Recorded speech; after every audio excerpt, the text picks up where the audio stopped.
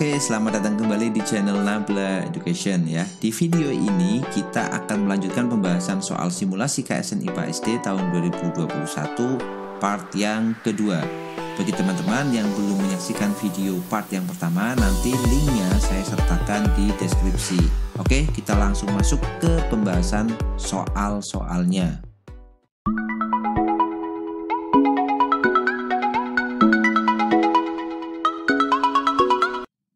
Oke, kita mulai dari soal yang pertama.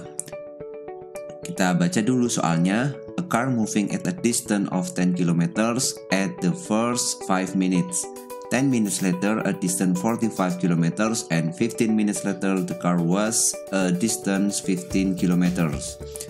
The question is the average speed of the car. It is bla bla bla bla. Oke, jadi ini soal tentang average speed ya. Average speed itu adalah kelajuan rata-rata. Nah, kelajuan rata-rata ini punya persamaan adalah jarak total dibagi dengan waktu total. Ini persamaan untuk kelajuan rata-rata.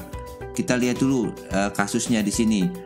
Mobil itu bergerak pada jarak 10 km dalam 5 menit pertama. Jadi yang pertama itu menempuh jarak 10 km ya. Kita gambarkan seperti ini. Misal posisinya di awal seperti ini, kemudian sekarang dia di sini. Berapa jaraknya? Dia 10 km. Dari posisi yang pertama ke posisi yang kedua dia tempuh dalam waktu 5 menit atau 5 menit ya. Kemudian 10 menit berikutnya jaraknya 45 km. Jadi dari sini dia jalan 10 menit, ternyata misalkan posisinya ada di sini nih. Dan dari posisi yang kedua ke posisi yang ketiga itu ditempuh dalam waktu 10 menit. Berapa jaraknya? Jaraknya itu ternyata 45 km. Kemudian 15 menit berikutnya jaraknya 15 km. Jadi dia 15 menit, kemudian dia menempuh jarak, ya ini gambarnya nggak sesuai skala ya. Jadi ini jaraknya 15 km. Dia tempuh dalam waktu 15 menit. Nah, pertanyaannya berapa kelajuan rata-ratanya atau average speednya? Ya kita tinggal hitung aja tuh jaraknya ya. Jadi jaraknya dari awal sampai akhir tuh berapa ini? Jumlahin aja. 10 km ditambah 45 km ditambah 15 km. Maka kita bisa hitung jarak totalnya sama dengan 10 ditambah 45 itu berarti 55 ditambah dengan 15 berarti sama dengan 70 km. Kemudian waktu totalnya berapa? Waktu totalnya kita jumlahin aja semuanya. Waktu total itu akan sama dengan 5 menit ditambah 10 menit berarti 15 menit. 15 menit ditambah dengan 15 menit ya. Jadi waktu totalnya 30 menit ya. Kita jumlahin. Nah, kalau kita lihat jawabannya itu dalam kilometer per hour semua nih. Maka 30 menit ini kita ubah ke jam. Berapa 30 menit itu? Setengah jam kan?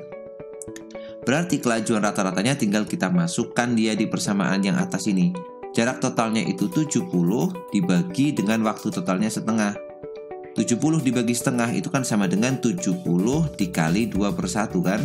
Berarti sama dengan 140 km per jam atau 140 km per hour. Maka jawabannya yang opsi kedua ini. Oke, itu soal yang pertama ya pada part 2 ini.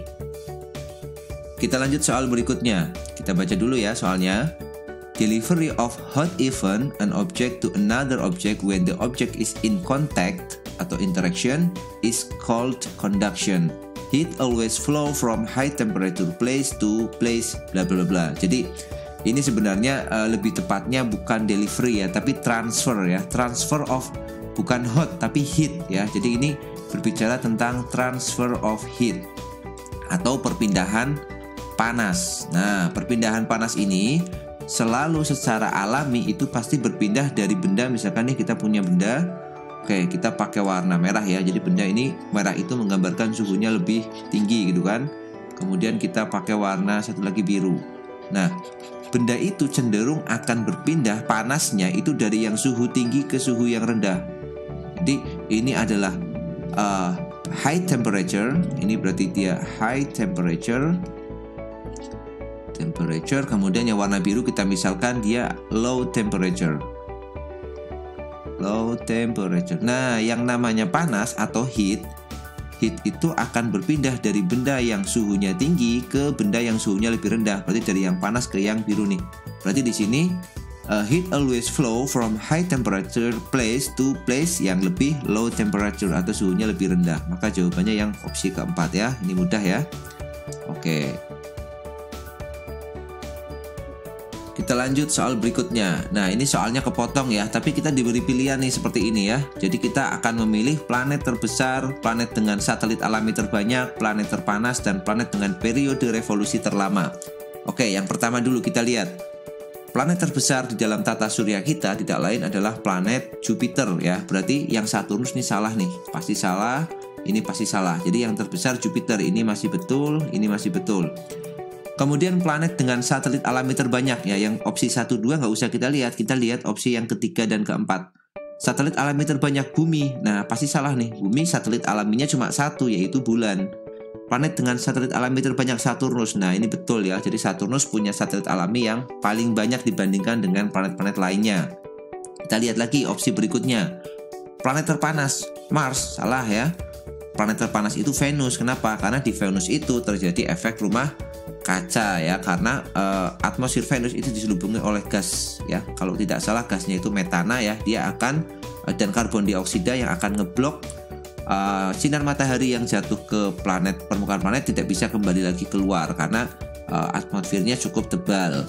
Kemudian yang ini salah ya, berarti sudah planet dengan periode revolusi terlama. Berarti yang periode revolusinya terlama adalah planet dengan jarak terjauh dari matahari. Apa itu? Neptunus ya, Uranus salah, maka ini Neptunus betul ya. Berarti jawabannya yang opsi keempat. Oke, seperti itu. Kita lanjut soal berikutnya. Ini kita diberikan gambar, ada gambar mata, ada berkas cahaya di mata. Orang dengan cacat mata tersebut tidak mampu melihat dengan jelas objek yang ada di depannya karena bayangan terbentuk di depan retina. Orang tersebut ingin melihat secara normal, maka lensa yang dapat digunakan adalah titik-titik. Oke ya, jadi kita lihat ini. Bentar ya, kita ambil dulu gambar matanya, kita jelaskan di bagian yang sebelahnya. Oke, ini gambar mata orang tersebut. Kemudian kita lihat nih, teman-teman bisa lihat kalau kita diberikan berkas sinar sejajar seperti ini, itu artinya sinarnya sinar dari jauh nih. Sinar berasal dari jarak yang jauh ya, sinar dari sinarnya dari jarak yang jauh. Kemudian dilihat di sini, ternyata kalau sinarnya jaraknya jauh, maka orang itu sedang melihat benda yang jauh. Ternyata bayangannya tidak tepat jatuh di retina nih. Bayangannya ketemunya adalah jatuh di depan retina. Nah, karena bayangannya jatuh di depan retina, tentu dia tidak akan bisa melihat dengan jelas. Untuk bisa melihat dengan jelas, dia harus dibantu kacamata. Tapi sebelumnya kita harus tahu dulu orang ini menderita cacat mata yang mana. Nah, kalau bayangannya jatuh di depan retina, maka ini adalah peristiwa jatuhnya bayangan yang dialami oleh orang yang menderita kelainan mata atau cacat mata yang disebut sebagai miopi atau rabun jauh. Nah, orang miopi ini atau orang dengan rabun jauh ini nanti dia akan ditolong dengan kacamata berlensa cekung. Kacamatanya lensanya cekung. Atau kita sebut lensa cekung itu adalah kacamata berlensa negatif. Nah, maka kalau kita gambarkan bisa seperti ini nih. Ya, seperti ini gambarnya ya. Jadi kondisi pertama saat dia belum memakai kacamata ya. Kemudian kondisi kedua kita berikan kacamata cekung di sini. Itu simbol atau gambar untuk kacamata berlensa cekung atau negatif lensanya. Nah, kalau dia diberi kacamata lensa negatif, maka bayangannya yang mula-mula ada di depan retina. Karena sifat dari lensa negatif itu divergen, menyebarkan sinar, maka bayangannya akan lebih disebarkan lagi sinarnya sebelum sampai ke retina. Maka dia bisa tepat jatuh di retina, maka dia bisa melihat dengan jelas ya. Kalau teman-teman pengen mencari minus berapa sih dia harus pakai, maka bisa gunakan persamaan ini ya. Daya lensanya ya, daya lensa itu yang sering disebut dia minus berapa kamu, minus berapa gitu, pakai persamaan ini. Minus 100 per titik jauhnya ya. Oke. 100 dibagi dengan titik jauh itu bahasanya istilahnya adalah PR atau punctum remotum. Jadi misalkan nih, orang itu bisa melihat paling jauh itu 2 meter. Jadi dia 2 meter itu sudah nggak begitu jelas, sudah kabur bayangannya. Berarti artinya di sini titik jauh dari anak itu atau orang tersebut adalah 2 meter atau 200 cm. Berarti ini PR-nya diukur dalam sentimeter ya. Kalau kita pakai persamaan ini, berarti dia harus pakai kacamata berapa? Ya kita tulis saja P sama dengan minus 100 dibagi 200. Oh, berarti dia harus pakai kacamata yang kuat lensanya adalah minus setengah. Apa satuannya di sini? Satuannya ada dioptri. Oke, satuannya di sini dioptri, simbolnya pakai huruf D biasanya. Oke ya, itu tentang cacat mata. Ya, ada dua sebenarnya ya, ada miopi dan hipermetropi. Untuk soal ini membahas tentang cacat mata miopi. Nah, sayangnya ini jawabannya keputus ya, tidak penuh. Ya nanti teman-teman cari aja yang gambarnya adalah lensa cekung nih, seperti gambar yang ada di sebelah kanan di sini. Oke, kita lanjut soal berikutnya. Iya, ini dia soalnya. Irwan mengendarai mobilnya di jalan bebas hambatan, kemudian melihat sebuah rambu lalu lintas yang bertuliskan bahwa laju maksimum kendaraan adalah 70 km per jam. Jika Irwan menurunkan kelajuan mobilnya hingga batas yang ditentukan, maka laju maksimum yang ditempuh Irwan adalah... Oke, ini sebenarnya soal tentang mengubah satuan aja ya. Jadi Irwan itu punya satuan, punya kecepatan mobilnya itu 70, tapi satuannya masih kilometer per jam. Nah, kita diminta untuk mengubah dari kilometer per jam itu menjadi mil per jam ya, mil per jam. Di sini 1 mil itu 1,610 meter ya. Jadi 1 mil itu sama dengan 1000, ini bukan 1, ya maaf, 1610 meter, atau kalau dalam kilometer adalah 1,61 kilometer, itu 1 mil. Berarti kalau mau 1 kilometer gimana? Ya kalau 1 kilometer ya berarti tinggal dibalik aja. 1 kilometer berarti 1 dibagi 1,61 mil. Nah, ini mengubah dari kilometer ke mil. Sekarang kita akan mengubah dari kilometer ke mil. Ini enggak, atasnya itu berubah satuannya, jaraknya dari kilometer menjadi mil, tetapi jarak waktunya tetap nih, jam tetap jam ya. Berarti yang jam tidak usah dirubah, kita ubah kilometer aja ke mil. Caranya gimana? 70-nya tulis aja nih, 70. Kemudian satuannya 1 km itu 1/61. Berarti ini 1/61, 1/1,61 ini mil ya. Dibagi dengan jamnya itu tetap kan? Oke, sebentar kita perbaiki dulu di sini. Nah, milnya di sini dari kilometer menjadi mil itu caranya tinggal dikali dengan 1 dibagi 1,61. Jamnya tetap. Oke, kita kerjain. 70 dikali 1/1,61 kan sama aja seperti ini kan, karena ini dikali 1/, kan, berarti 70 dibagi 1,61. Berapa jawabannya? Kalau kita hitung ya pakai kalkulator, kita akan ketemunya 43,478. Nah, 43,478, atau kita bisa bulatkan dia ke 2 desimal, 43,48. Satuannya apa? Mil per jam. Maka jawabannya adalah ini, 43,48. Maka yang opsi yang pertama ya. Jadi ini hanya mengubah satuan aja dari kilometer per jam menjadi mil per jam ya. Jadi sekarang teman-teman punya caranya. 1 km per jam itu sama dengan 1/1,61 mil per jam. Oke, ini konversi yang bisa dipakai. Cara menggunakannya bisa melihat pembahasan pada soal ini. Oke, kita lanjut lagi soal berikutnya. Oke, ini dia soalnya ya. Kita diberikan gambar ya, itu gambarnya agak terpotong-potong ya, tetapi ini dalam satu kesatuan soal ya. Ini atas gambar, yang bawah opsi jawabannya.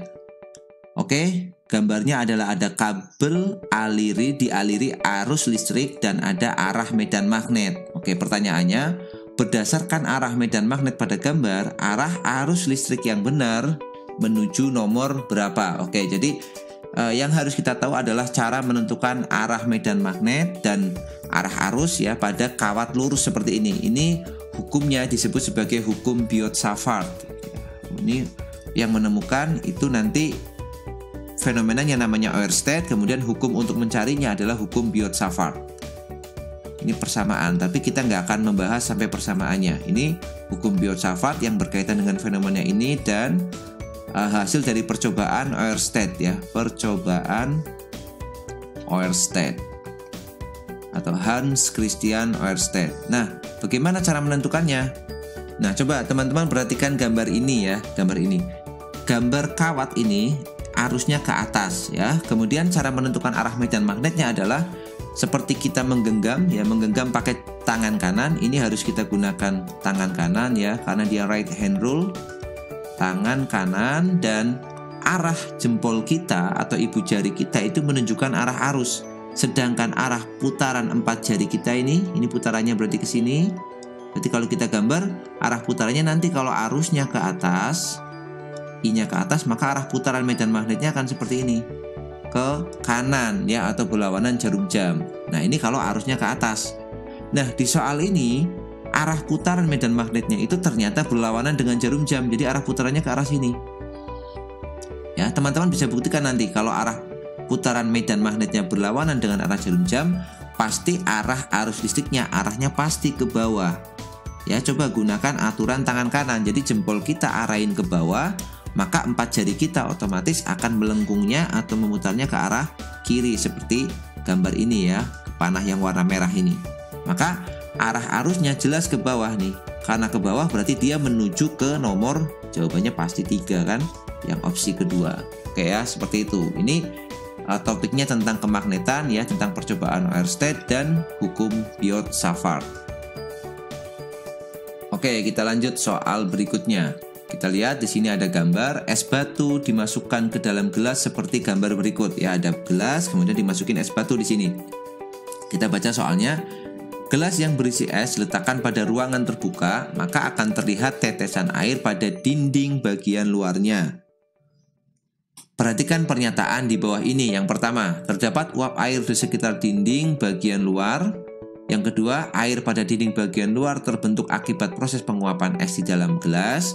Yang ketiga, air pada dinding bagian luar terbentuk akibat proses kebocoran kecil dinding gelas. Kemudian yang keempat, air pada dinding bagian luar terbentuk akibat proses pengembunan udara. Pernyataan yang benar adalah titik-titik. Oke, jadi kita lihat di sini ya. Kalau misalkan kita punya gelas, kemudian gelasnya diisi oleh es, kan pasti kita akan melihat di luar dinding luar gelas ini akan muncul uap-uap air ya. Jadi air di sini pada nempel tuh di sini. Nah, penyebabnya apa airnya bisa nempel di sini? Apakah gelasnya bocor gitu? Ternyata tidak ya. Jadi salah satu jawaban yang sudah pasti salah ini bukan karena gelasnya bocor. Berarti jawaban yang ini pasti salah nih. Yang ketiga ini jelas salah. Maka yang ada pilihan 3-nya kita coret aja dulu. Maka tinggal 2 dan 4, kemudian 1 dan 4. Kita lihat dulu yang nomor 1. Terdapat uap air di sekitar dinding bagian luar. Iya jelas ya, karena ini uap air nih. Yang bagian warna biru ini adalah terdapat uap air di sini. Berarti yang 1 pasti betul ya. Yang kedua, air pada dinding bagian luar terbentuk akibat proses penguapan es di dalam gas ya, bukan mengalami penguapan dia. Es di sini terbentuk itu karena apa? Karena dia mengalami peristiwa pengembunan ya, atau kondensasi pengembunan. Maka kita lihat yang 4, air pada dinding bagian luar terbentuk akibat proses pengembunan udara. Oke, jadi ada uap air dan mengalami proses pengembunan. Maka jawabannya adalah yang 1 dan yang keempat. Berarti kita pilih option yang tepat adalah yang option ketiga itu ya. Jadi yang betul pilihan pertama ada uap air dan mengalami pengembunan. Oke, kita sampai di sini dulu untuk part yang kedua pembahasan soal KSN IPA SD ini yang tahun 2021. Ya, semoga beberapa soal yang sudah dibahas di part kedua ini bisa menjadi tambahan pengetahuan dan wawasan bagi teman-teman atau adik-adik yang sedang mempersiapkan diri nih biar lebih baik lagi nanti dalam menghadapi KSN di tahun 2021 ini. Oke, semoga videonya bermanfaat. Kita jumpa lagi di video-video selanjutnya.